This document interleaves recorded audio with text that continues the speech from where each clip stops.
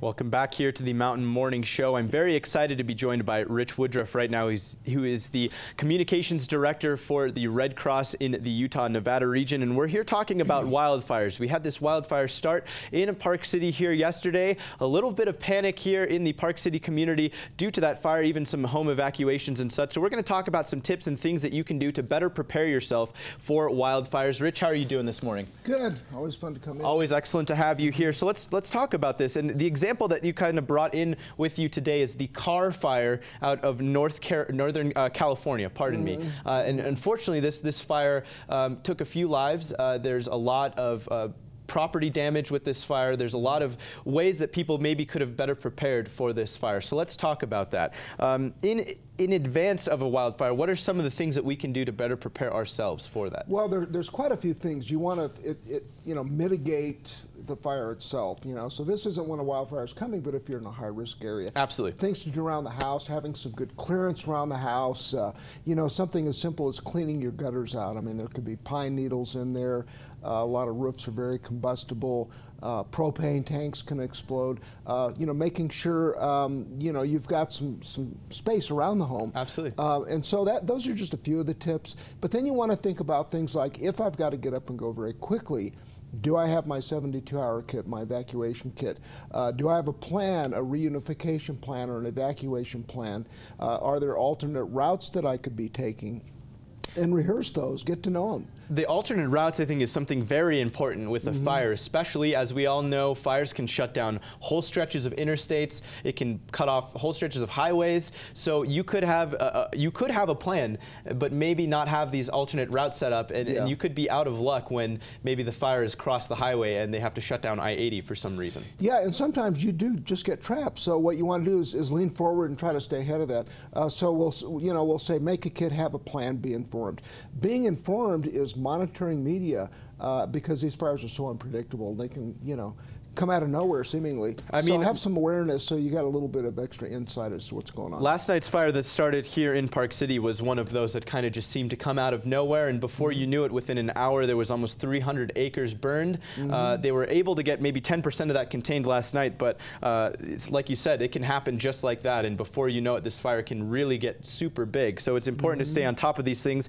I think one thing that we really need to mention is downloading the free American Red Cross Emergency app, which comes along with a ton of great supplemental information for situations like this. Yeah, the emergency app is a consolidation app. We used to have a wildfire app, swimming app, hurricane, tornado, all that stuff. So we've combined them all. You can customize it to your area. Obviously, hurricanes aren't going to be a big issue here. Although you might want to monitor that if you have family in hurricane-prone areas.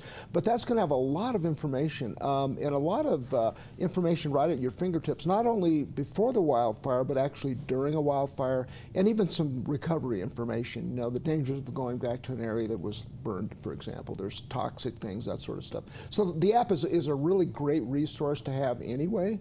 And first aid would be part of that as well. So. That's excellent. And let's talk about on the communication side of things that we can do to prepare ourselves before. As you said, it's not like you don't want to plan these things at the last minute as a fire is coming up. These are things that if you're in a high-risk area, as we are, pretty much the majority of the state of Utah is a high fire risk area, especially in these warm summer months, you want to better prepare yourself. So what are ways that we can better communicate to our families, plans of evacuation, phone numbers that are important, things like that?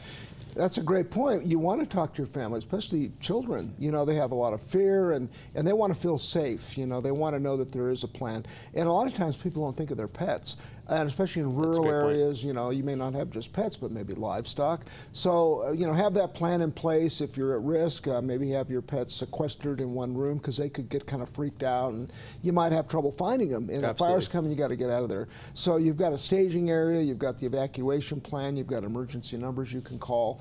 And if you get separated perhaps, or you have family that's already evacuated, you want to have a relocation place that you've designated. To go. Everyone. Yeah, and also our apps will contain information for shelters. I mean, if you evacuate, you got to go somewhere. Absolutely. I mean, some people can get hotels, whatever, but think about hundreds of people evacuating all at once. It's going to be pretty slim pickings, you know. Absolutely. And pet-friendly hotels. There's so many details that you want to think about in advance of these kinds of incidents. These are very big things that you should think about for sure. So this is in preparation for a wildfire. Obviously, this is the last thing we want to happen, but say the worst does happen and a wildfire does start and it's approaching our home. What are some of the steps that we can take as we have this fire approaching our home? Obviously, the last thing we want to say is to stay there. If it's dangerous, we want you to get out.